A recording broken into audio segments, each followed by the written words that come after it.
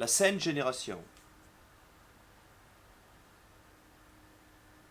Je lis le rouleau original de Kerouac, la grande route déroulée sur 36 mètres 50, une pure giclée de bonheur que les éditeurs au début des années 50 ont pourtant refusé, forçant Kerouac à réécrire et censurer sa prose cataclysmique parce qu'il ne comprenait pas le beat.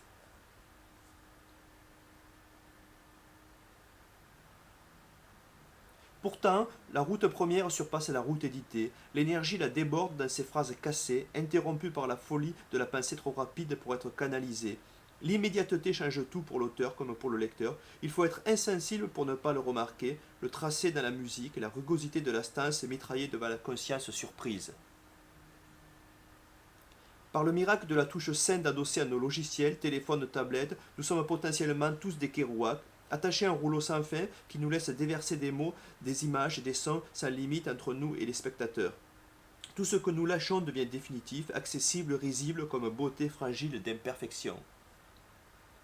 Cette touche scène est tout aussi révolutionnaire que pour le peintre le passage de l'huile à l'aquarelle, de l'aquarelle à l'acrylique. Passage dont les curieux se saisirent pour nous éblouir de productions neuves, par nécessité, parce qu'elles ne pouvaient exister au préalable, et Picasso qui regardait jusque dans les produits destinés au bâtiment, le ripolin et je ne sais quoi. Refuser d'expérimenter, c'est refuser de créer. Refuser le net, c'est s'enfermer dans des formes moulées par d'autres devenus depuis longtemps marchands de tapis. Refuser le scène, c'est refuser le speed de notre époque, son beat, son rock. Dans cette dynamique, il se produit quelque chose qui n'aurait jamais pu advenir par le passé.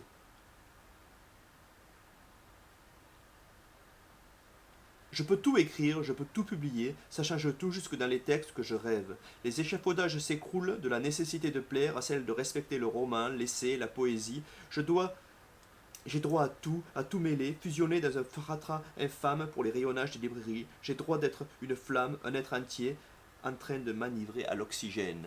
Au même endroit, je peux parler de mon outil de travail, de philosophie, de politique, raconter une histoire, les paysages que je traverse et que j'habite. Je peux de tout cela faire une œuvre sans chercher à redonner aux différentes lignes qui s'entrecroisent un semblant d'autonomie. Le scène lit le dissemblable, il fait entrer en résonance des mélodies étrangères.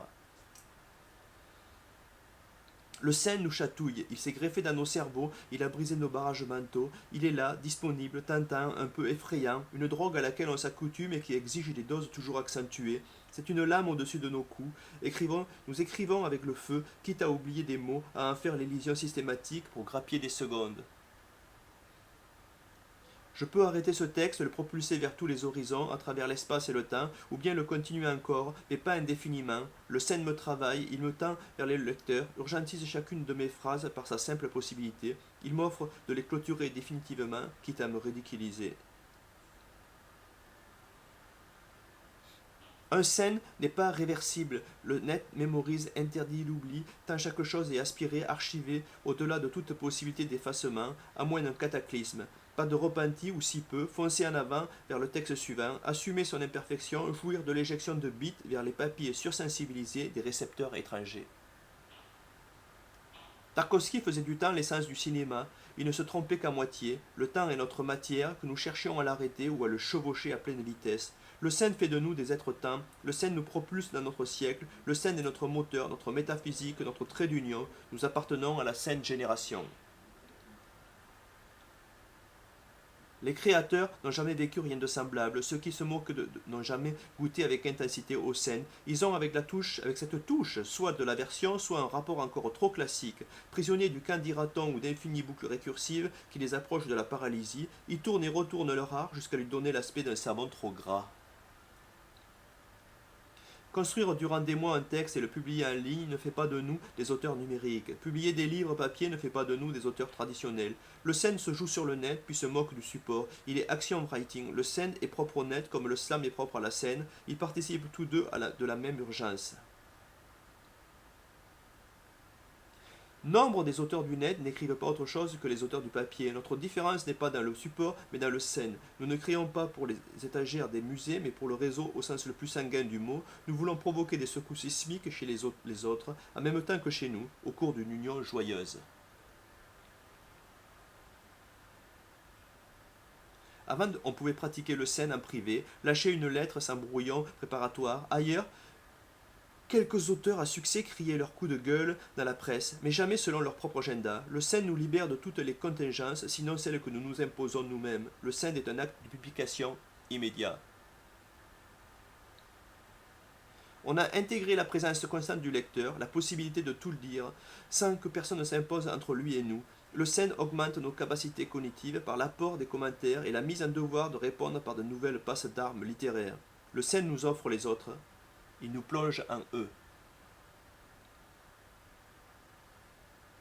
Vous écrivez mal, crient les caciques de l'édition. On croit toujours que Kerouac a éructé sur la route en 3 semaines insomnieuses. La préface à l'édition du tapuscrit original est explicite. Depuis des années, il notait, esquissait, recommençait. Cette longue préparation s'est soudain cristallisée quand le jeu s'est imposé comme forme narrative. Le Send n'est praticable que sous-tendu par le temps long. Entraînement patient, souci attaché à chaque mot, à chaque tournure, à chaque idée, à chaque thème, longtemps malaxé, avant qu'un Send ne les libère dans un afflux de style non réflexif.